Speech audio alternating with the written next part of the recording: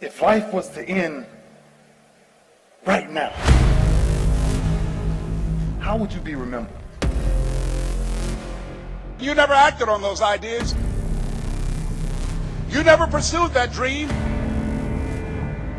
You never used those talents. You never used your voice. We never saw your leadership. You never wrote that book. And now we have to go to the grave together.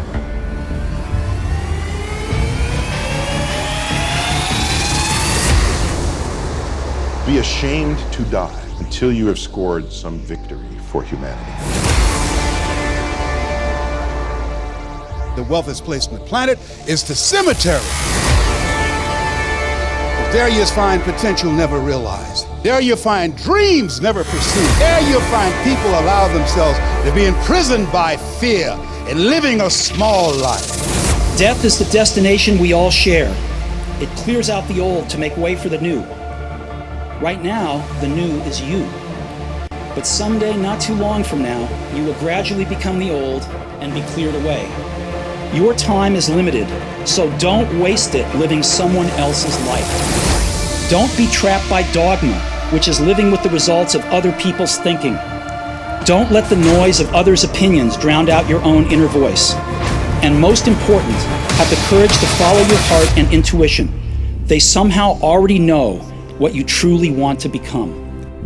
What if you live your whole life only to discover it was wrong? Only to realize that you've never lived. Only to realize that you've never scraped the surface of your potential. It is not the things we do in life that we regret on our deathbed. It is the things we do not. So many of us choose our path out of fear disguised as practicality. What we really want seems impossibly out of reach and ridiculous to expect, so we never dare to ask the universe for it.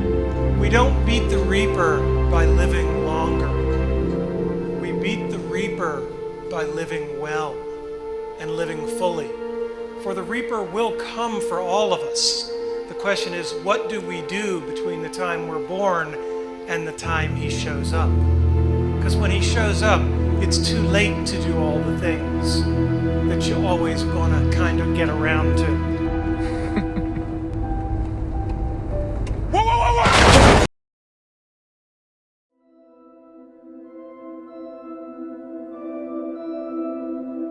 Imagine, if you will, being on your deathbed and standing around your bed, the ghost of the ideas, the dreams, the abilities, the talents given to you by life, and that you, for whatever reason, you never acted on those ideas.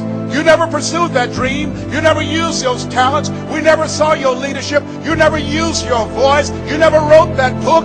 And there they are standing around your bed looking at you with large angry eyes saying, we came to you and only you could have given us life. And now we must die with you forever.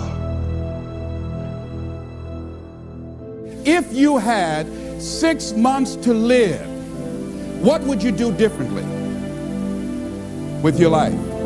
What would you do differently? Would you have the same job? Would you be worried about things that you're worried about right now? Would you have the same relationships? Would you have the same people in your life? Most people have done all that they're ever going to do. They raise a family, they earn a living, and then they die. And most people don't work on their dreams. Why? For many years I didn't. One is because of fear, the fear of failure. What if things don't work out? The other thing is that most people, ladies and gentlemen, they get comfortable. They stop growing, they stop working on themselves, they stop stretching, they stop pushing themselves, and they end up becoming very cynical about life, and they throw in the towel on themselves and on their families and on their dreams. And the other thing is that most people don't feel worthy. What I'm doing now, I could have been doing years ago.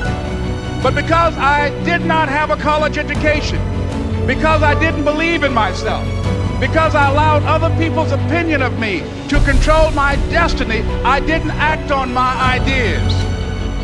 So I applaud you for your dreaming,